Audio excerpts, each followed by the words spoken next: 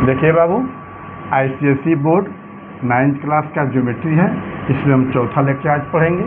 3 lecture की पढ़ाई हो चुकी है, ठीक है ना। इसमें 2 क्वेश्चन है।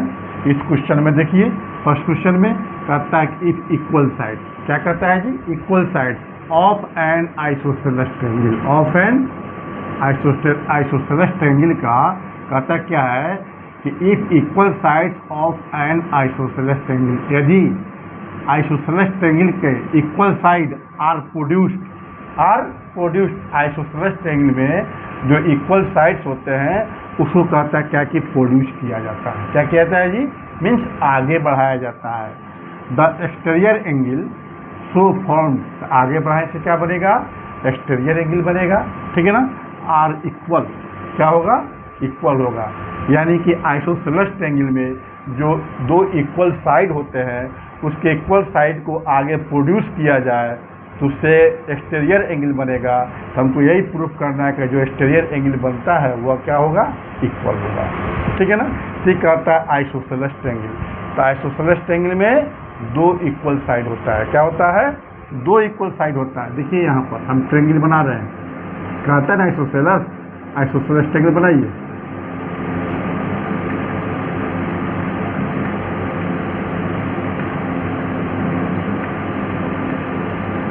यह हो गया आइसोसेलेस ट्रायंगल, यह हो गया आइसोसेलेस ट्रायंगल, हो गया ABC। तो आइसोसेलेस ट्रायंगल में 2 साइड इक्वल होता है। कौन साइड इक्वल होता है जी, इसमें 2 साइड्स आपस में क्या होते हैं, इक्वल होते हैं। तो मान लो यहाँ का AB साइड है और यह AC साइड है। तो AB साइड और AC साइड ये दोनों आपस में क्या है, इक्वल। यह दोनों साइड आपस में क्या है, इक्वल है। कौन, या AB और AC दोनों आपस में इक्वल है। इस क्वेश्चन में कहता है क्या है कि equal side, if equal sides of an isosceles triangle, यह आइसोसेलेस ट्रायंगल हो गया, इसके दोनों क्या हो गया, AC और AB, यह इक्वल साइड हो गया। कहता है कि आर प्रोड्यूस्ड, क्या कहता है, आर प्रोड्यूस्ड, इसको बढ़ाया जाता है। क्या कहते हैं इसको जी, लो बढ़ाओ आगे, ऐसे बढ़ा दिए साइड को, इसमें भी ऐसे बढ़ा दिए, ठीक है, बढ़ा दिए, ठीक है, इसको बढ़ा दिए। तो कहता है क्या है, the exterior angle so fold, इसमें एक्सटीरियर एंगल बन जाता है। तो देखो यही इसका होगा एक्सटीरियर एंगल, यही होगा इसका एक्सटीरियर एंगल होगा, ठीक है ना। जो ट्रायंगल से बाहर एंगल बनेगा उसी को कहेंगे हम एक्सटीरियर एंगल कहेंगे, और जो अंदर का एंगल है उसको हम कहेंगे इंटरनल एंगल। अंदर के एंगल कौन कौन है जी, यह A है, यह B है और यह C है।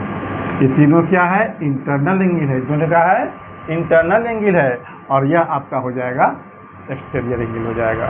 तो हमको इसमें यही प्रूफ करना है कि यह दोनों एंगल जो है एक्सटीरियर एंगल, ये दोनों जो है इक्वल है, दोनों क्या आपस में इक्वल है, यही प्रूफ करना है, ठीक है ना। एक बार और समझ लीजिए, यह जो दिया हुआ क्वेश्चन के अनुसार से फिगर बना लीजिए। क्वेश्चन में क्या दिया है, N isosceles triangle, isosceles triangle ABC हम बना दीजिए, ठीक है। इसमें कहता है कि इक्वल साइड, इक्वल साइड कौन है, AB और AC है। अब क्या कहता है, आर प्रोड्यूस्ड, इस इक्वल साइड को क्या किया जाता है, आगे बढ़ाया जाता है। तो AC को आगे बढ़ा दिए और AC को आगे बढ़ा दिए। तो कहता है क्या, the exterior angle so form, exterior angle क्या इसमें बन जाता है। देखो यहाँ पर जो है यह एंगल और यह एंगल क्या, एक्सटीरियर एंगल है, जो ट्रायंगल से बाहर है, जो ट्रायंगल से बाहर है, 2 एंगल बन गया, 2 एंगल बन गया। तब कहता क्या है, आर इक्वल, क्या होता है जी, इक्वल होता है। ये दोनों एंगल क्या होगा, एक्सटीरियर इक्वल होगा, यही हमको प्रूफ करना है, ठीक है ना। इसका भी नाम लिख दीजिए, नेमिंग कर दीजिए। ABC है ना, इसको कर दीजिए D और इसको कर दीजिए E, ठीक है। अब इसको चलिए, अब इसमें क्या करिए, इस फिगर में जो जो चीज़ है उसको यहाँ पर लिख डालिए। फिगर में क्या है जी, ABC एक आइसोसेलेस ट्रायंगल है। तो हम लिखेंगे यहाँ पर, लेट ABC बी एन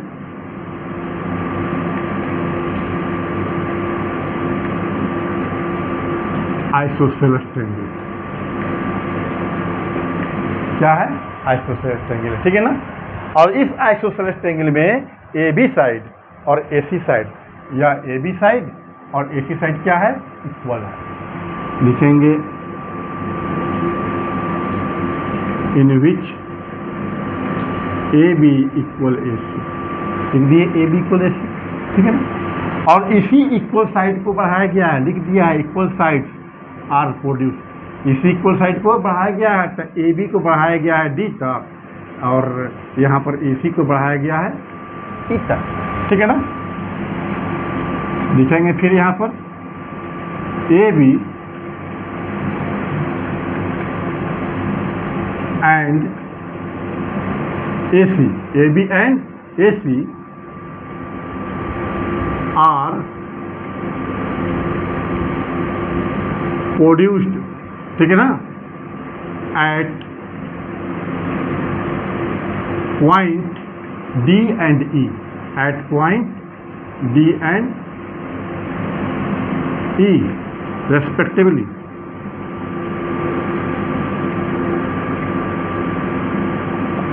ठीक है।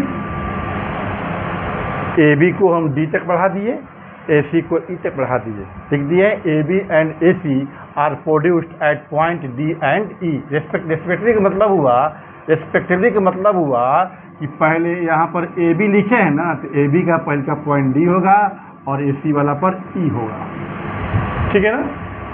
यहाँ तक काम मेरा फाइनल। फिगर में इतना ही चीज़ दिया हुआ है कि ABC EB and triangle in which AB and AC are equal and AB and AC are produced, AB और AC को प्रोड्यूस किया गया है कहाँ तक जी, at point D and E। कोई दिक्कत, कोई दिक्कत, चलिए आगे। अब इसमें हम क्या करना है, अब हमको प्रूफ करना है कि यह जो एक्सटर्नल एंगल बना, यह एक्सटीरियर एंगल बना, यह दोनों आपस में इक्वल होगा। तो लिखेंगे यहाँ पर देन प्रूफ दैट, है ना, देन प्रूफ दैट एंगल, इस एंगल के नाम क्या होगा, CBD, क्या होगा CBD, और इसका नाम क्या होगा BCE, ठीक है। इस एंगल के नाम क्या होगा CBD, ठीक है ना, और इसका नाम क्या होगा तो BCE, ठीक है। इसी दोनों को हम लोग क्या करेंगे, इक्वल प्रूफ करेंगे, ठीक है ना। अब आइए प्रूफ में आइए, ठीक है। तो प्रूफ में क्या करेंगे हम, ध्यान से देखिए, यह ABC क्या है, एक आइसोसेलेस ट्रायंगल है, क्या है जी, आइसोसेलेस ट्रायंगल है। लिखेंगे since ABC E and isosceles triangle, लिख देंगे गिवन, ठीक है। ये क्वेश्चन में दे दिया हुआ है, ठीक है ना, आइसोसेलेस ट्रायंगल, और इसमें दे दिया है कि इसमें AB साइड जो है AC के क्या है, इक्वल है, या AB साइड इस AC साइड के क्या है, इक्वल है। लिखेंगे एंड AB इक्वल AC, ठीक है। तो पिछले क्लास में, पिछले लेक्चर में हम लोग पढ़ चुके हैं, जब कोई भी ट्रायंगल हो उसमें दो इक्वल साइड हो, इक्वल साइड के अपोजिट एंगल भी इक्वल होते हैं। जैसे यह AC साइड है, इसका अपोजिट हो गया आपका यह B एंगल, और यह AB साइड है, इसका अपोजिट एंगल हो गया C, यानी कि B एंगल जो है C के इक्वल होगा। पिछले लेक्चर में हम लोग प्रूफ कर चुके हैं। लिखेंगे हेंस एंगल, इस B का नाम लिखो ABC, ABC, इस C के नाम लिखिए ACB, ये दोनों एंगल क्या होगा, इक्वल होगा। किस थ्योरम से भाई, उस थ्योरम को लिख दीजिए। लिखेंगे यहाँ पर opposite angles of equal sides, equal sides in any triangle are equal to each other, ठीक है। यह थ्योरम हम लोग पिछले लेक्चर में पढ़ चुके हैं। कोई भी ट्रायंगल हो, उसका यदि दो साइड इक्वल है, दो साइड इक्वल है, तो दोनों इक्वल साइड का जो अपोजिट एंगल होता है वह भी इक्वल होता है। जैसे इस ट्रायंगल में हमारा जो है या ए बी साइड और ए सी साइड इक्वल है, तो ए बी साइड के सामने जो है एंगल सी है और इसके भी सामने यानी अपोजिट पे बी है, यह दोनों क्या होगा इक्वल, इसको हम लिख दिए इक्वल। ठीक है, अब यहाँ पर आइए, एक आप थ्योरम पहले पढ़ चुके हैं, पहले ही पढ़ चुके, एक एक्सिम है, जैसे मान लो कि यह कोई लाइन सेगमेंट है या लाइन है, ठीक है ना, लाइन है या लाइन सेगमेंट है, ठीक है ना, इस पर कोई लाइन ऐसे खड़ी है, कोई लाइन खड़ी है या कोई रे खड़ी है या कोई लाइन सेगमेंट खड़ी है, ठीक है ना, मान लो कि रे है, यह रे जो है इस लाइन सेगमेंट पर, इस लाइन पर स्टैंड कर रही है, इस पॉइंट पर, इस पॉइंट पर स्टैंड कर रही है। इस कंडीशन में यहाँ पर दो एंगल बनता है, एक इधर बनेगा एक इधर बनेगा, दो एंगल बनता है, ठीक है ना, तो दोनों एंगल का सम होता है 180। क्या होता है? 180 होता है। ये सब आप लोग पिछले क्लास में पढ़ चुके होंगे। ठीक इसी कंडीशन पर देखो, यहाँ पर ए बी एक लाइन हो गया है ना, इस लाइन पर जो यह लाइन सेगमेंट क्या है स्टैंड कर रही है, तो इसका सम कितना होगा? 180 होगा। सेम उसी तरह से यह ए ई लाइन है, इधर से यह खड़ी है स्टैंड कर रही है, तो इसका सम क्या होगा? 180 होगा। क्या होगा? इस रूल के अनुसार इसका भी सम 180 होगा, इसका सम और इसका भी सम 180 होगा। तो लिखेंगे यहाँ पर हियर, इसका नाम लिखो एंगल ए बी सी, इसका नाम लिखो सी बी डी। क्या लिखो? एंगल सी बी डी कितना हो जाएगा? 180 डिग्री। इसको इक्वेशन 1 करो, इक्वेशन 1 करो। हाँ लिख दो, किस रूल से जी? तो लीनियर पेयर एक्सिम, ठीक है। ठीक इसी कंडीशन के आधार पर, ठीक है ना, इसी नियम के अनुसार इसका सम कितना होगा? 180 होगा, ठीक है ना। इसी रूल पर इसका सम क्या होगा? 180 होगा। इसको भी लिख डालो, ए सी बी लिखेंगे and angle A C B, इसका हो गया, इसका नाम क्या होगा जी? बी सी ई। क्या लिखेंगे? बी सी ई, यह हो गया 180 डिग्री, ठीक है। इसमें भी सेम वही चीज़ होगा, लीनियर पेयर की, ठीक है ना। अब देखिए यहाँ पर 180 है, यहाँ पर 180 है। इस 180 के यह क्या है? इक्वल है ना जी। लिखेंगे यहाँ पर, इसको लिखिए पहले, A C B plus B C E, है ना। यहाँ पर 180 है, यहाँ पर भी 180 है, दोनों सेम चीज़ है। और या इसका जो वैल्यू यहाँ पर देखो, यहाँ पर है, तो क्या इसके बदले में इसको लिख दे तो कोई दिक्कत है? कोई दिक्कत नहीं है, ठीक है ना। इसको लिखो A B C plus angle C B D, bracket में कर दो, फ्रॉम इक्वेशन 1। इस 1 से इतना हो गया, ठीक है। अब आगे चलिए, खूब ध्यान से देखिए। तो यहाँ पर कहाँ गया? यह ए बी सी जो है किसके इक्वल है? ए सी बी के इक्वल है। यहाँ पर जो है, ठीक है, यहाँ पर ए सी बी लिखा हुआ है, लिखा है ना, इसको छोड़ दिए सी, लिखिए A C B plus angle B C E. यहाँ पर आइए, यह ए बी सी है, यहाँ पर भी जो है देखिए, यहाँ पर यह ए बी सी है, तो ए बी सी का वैल्यू कितना है? ए सी बी है, तो इसके बदला में इसको हम लिख देंगे A C B plus C B D, ठीक है। बहुत तो मन करेगा लिखने के लिए, तो इसको यहाँ पर लिख दो, since angle A B C equal angle A C B, ठीक है। यहाँ तक कोई दिक्कत नहीं होनी चाहिए। आप ध्यान से देखिए, इधर भी ए सी बी है, इधर भी ए सी बी है, दोनों क्या हो जाएगा? Cancel out. क्या हो जाएगा? दोनों कैंसिल आउट हो जाएगा। जो बचा उसको लिख दो, यह बचा ना जी बी सी ई, और यह बचा सी बी डी। देखो तो सी बी डी, देखो तो यही ना प्रूफ करना है यहाँ पर।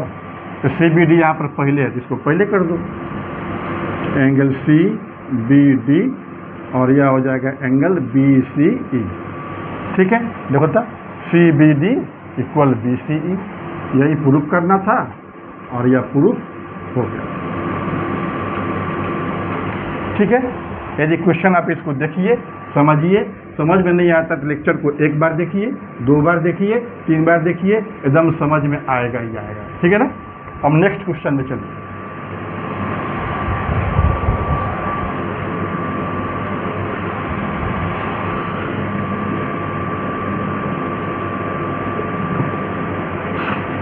ठीक है ना। इस क्वेश्चन में देखिए, कहता है line joining the mid point, line joining the mid point of the base of an isosceles triangle, isosceles triangle. ठीक है ना, इसमें भी आइसोसेलेस ट्रायंगल है, तो बनाइए आप आइसोसेलेस ट्रायंगल।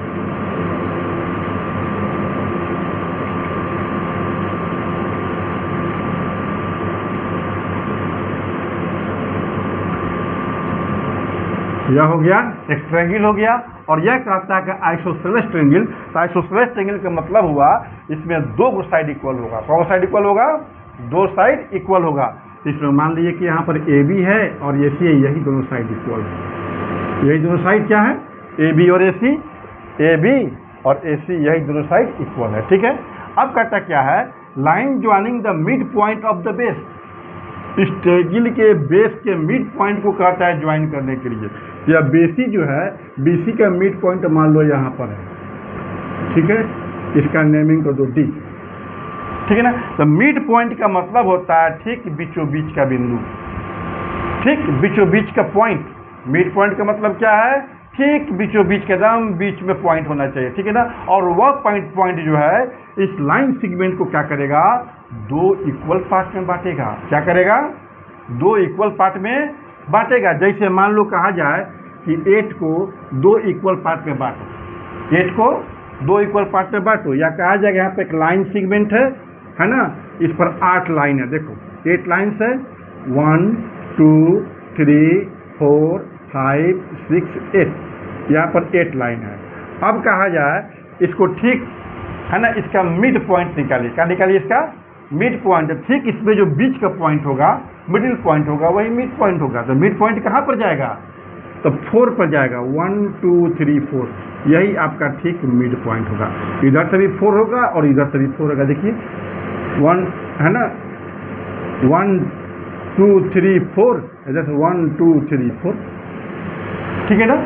तो मिड पॉइंट जो है ठीक बीच का पॉइंट होता है, जो पॉइंट क्या करता है उस लाइन सेगमेंट को या लाइन को 2 इक्वल पार्ट में बांटता है, 2 इक्वल पार्ट में बांटता है। तो यहाँ पर D पॉइंट जो है इस BC लाइन सेगमेंट को 2 इक्वल पार्ट में बांटेगा, यानी कि अब BD इक्वल क्या हो जाएगा? CD, या BD इक्वल क्या हो जाएगा? CD।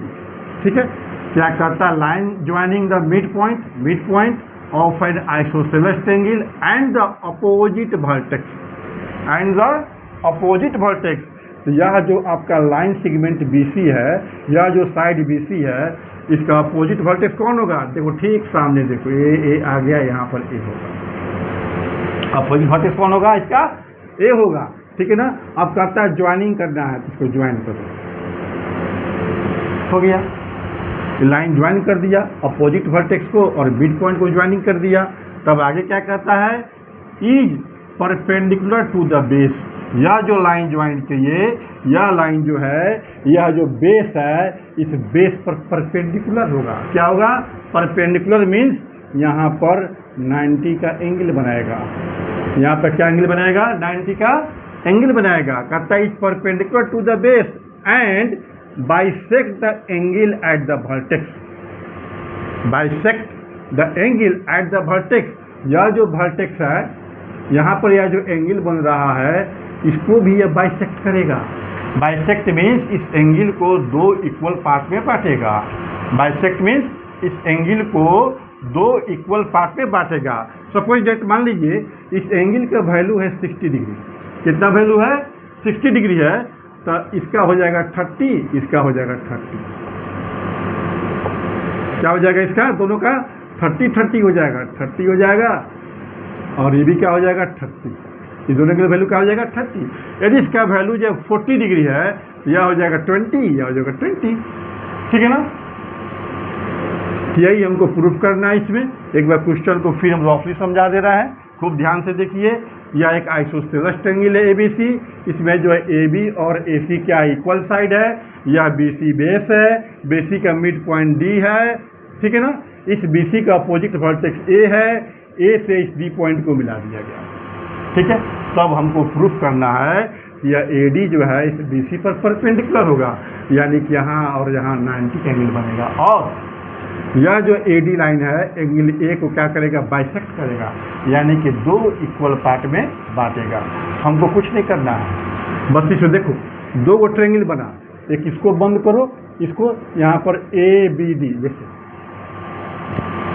कैसे बताया आपको जी, इसको ऐसे बंद करो। ऐसे बंद करेंगे तो यहाँ पर देखो तो ABD एक ट्रायंगल बना, इधर ट्रायंगल बना, एक यह ट्रायंगल बना, एक यह ट्रायंगल बना, ACD दो गो ट्रायंगल बना। और दोनों ट्रायंगल को लोग क्या करेंगे, कॉन्ग्रुएंट प्रूफ कर देंगे। क्या करेंगे, कॉन्ग्रुएंट प्रूफ कर देंगे। कॉन्ग्रुएंट प्रूफ करने के बाद ऑटोमेटिकली यह दो इक्वल पार्ट में बढ़ जाएगा और यहाँ पर 90 का एंगल बन जाएगा, ठीक है।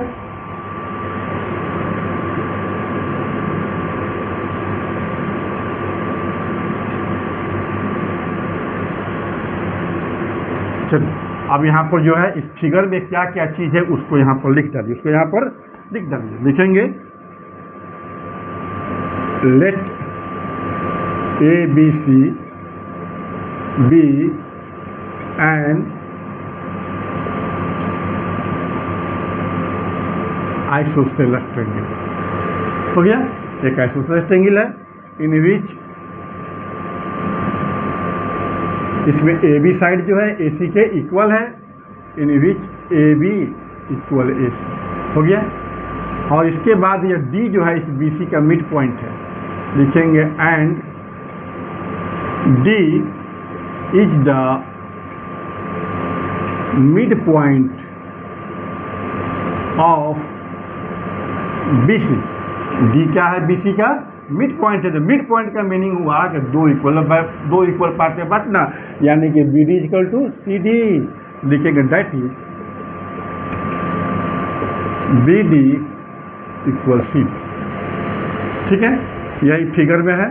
ABC एक आइसोसेलेस ट्रायंगल, इसमें AB और AC साइड इक्वल है, D जो है BC का मिड पॉइंट है, ठीक है ना, यानी कि BD इक्वल टू CD, ठीक।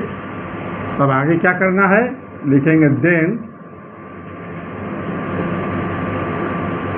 प्रूव दैट, है ना, यह एंगल इक्वल टू यह एंगल, जिसका नाम क्या होगा, BAD। एक नंबर में BAD इक्वल, इसका नाम हो जाएगा CAD, ठीक है। एंड सेकेंड में क्या प्रूफ करना है कि यह इस पर परपेंडिकुलर होगा, लिखेंगे AD perpendicular to BC, AD perpendicular to BC। बस इतना ही काम करना है। चलिए प्रूफ में पहले ही आपको बता चुके हैं हम, इसमें दो गो ट्रायंगल बनता है, एक ABD बनता है और एक ACD बनता है। दो ट्रायंगल बना, इन दोनों ट्रायंगल को हम लोग को क्या करना है, कॉन्ग्रुएंट कर देना है। तो लिखेंगे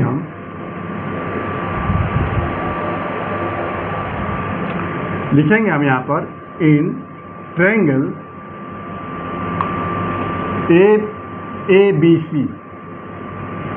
क्या लिखें, ट्रायंगल ABC, इसमें क्या है, इस ABC ट्रायंगल में AB साइड AC की इक्वल है, AB इक्वल AC, यहाँ लिख देंगे गिवन, ठीक है। दोनों साइड इक्वल है। जब यह दोनों साइड इक्वल है तो इसका यह एंगल और यह एंगल क्या होगा, इक्वल होगा।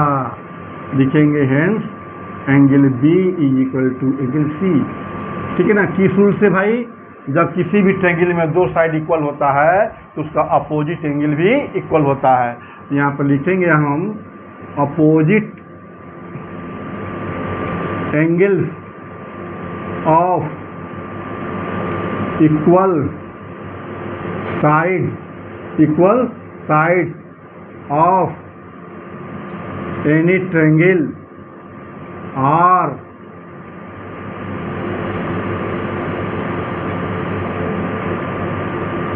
Equal to each other। ठीक है, दोनों एंगल क्या होगा, इक्वल होगा। ठीक, अब चलिए, अब आप इस दो ट्रायंगल में चल सकते हैं। इस ट्रायंगल का क्या नाम है, ABD।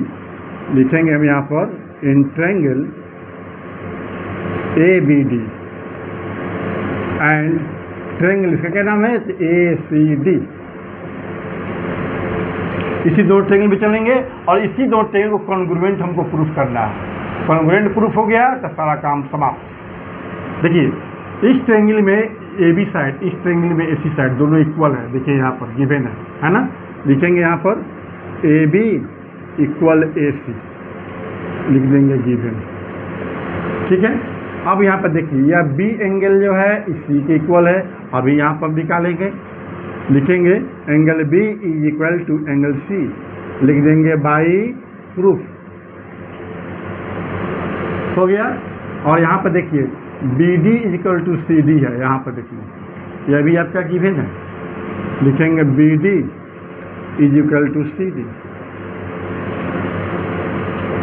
ठीक है, अब देखिए तो बाबू, इस दोनों ट्रायंगल में दो गो साइड इक्वल हो गया और बीच का एंगल इक्वल हो गया, तो दोनों ट्रायंगल क्या हो जाएगा, कॉन्ग्रुएंट होगा। किस रूल से, तो साइड एंगल साइड से। लिखेंगे hence triangle ABD congruent triangle ACD। किस रूल से भाई, लिखेंगे बाई साइड एंगल साइड।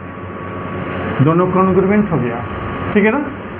ठीक है, जब दोनों कॉन्ग्रुएंट हो गया, जब दो ट्रायंगल कॉन्ग्रुएंट हो जाते हैं तो ट्रायंगल के जो 6 पार्ट होते हैं, 6 एलिमेंट होते हैं, है ना। तो सारे 6 एलिमेंट जो है यानी कि 3 sides and 3 angle, her angle से, हर दृष्टिकोण से इक्वल हो जाएंगे। तो इस ट्रायंगल का हर एक पार्ट इसके इक्वल हो जाएगा। ठीक है, यानी कि यह एंगल क्या हो जाएगा, इसके इक्वल हो जाएगा। तो लिखेंगे हेंस एंगल, इस एंगल का नाम क्या है, BAD। इसका नाम क्या है, तो CAD। हो गया। देखो तुमको यही प्रूफ करना था। लिख देंगे यहाँ पर फर्स्ट पार्ट इज प्रूफ। हो गया। आइए अब आगे चलिए। जब दोनों कॉन्ग्रुएंट हो गया तो इसमें यह एंगल इसके इक्वल हो जाएगा। ठीक है, इस एंगल का नाम क्या होगा, तो ADB। लिखेंगे एंड एंगल ADB इक्वल, इसका लिखेंगे एंगल ADC। ठीक है, दोनों एंगल इक्वल हो गया। अब इसके आगे चलिए, यह एक लाइन सेगमेंट हो गया। इस पर यह लाइन सेगमेंट क्या कर रही है, स्टैंड कर रही है, यानी खड़ी है। तो इस पूरा का सम कितना हो जाएगा, 180 डिग्री। क्या हो जाएगा, अभी थोड़ा देर पहले आपको समझाए थे। लिखेंगे since ADB plus ADC is equal to 180 degree. यहाँ लिख लेंगे लीनियर पेयर एंगल। ठीक है, दोनों का सम क्या हो गया, 180 हो गया। अब यहाँ पर आइए, यहाँ पे ADB है ना जी, यहाँ पे ADB है। ADB के इक्वल में क्या है, ADC है। इस ADB के बदले में इसको यहाँ पर लिख दीजिए ADC। ठीक है ना, ADB यहाँ पर भी है, ADB की इक्वल है ADC, तो इसके बदले में इसको यहाँ पर लिख देंगे। अब इसमें आइए ADC। देखिए सर, यहाँ पर ADC और यहाँ पर ADC है ना। ADC प्लस ADC कितना हो जाएगा, 2ADC हो जाएगा। क्या हो जाएगा, लिखेंगे hence 2ADC is equal to 180 degree. ठीक है, अब लिखेंगे हम ADC, ये हो जाएगा 180 डिग्री।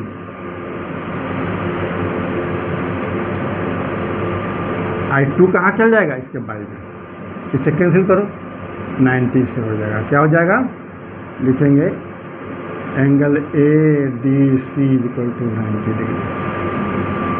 ठीक है, कितना हो गया, 90 डिग्री हो गया। इसका वैल्यू कितना हो गया, 90 हो गया। ठीक है ना। और ADC किसके इक्वल है, ADC इक्वल है ADB के। लिखेंगे यहाँ पर देखो अनइक्वल, लिखेंगे यहाँ पर ए डी बी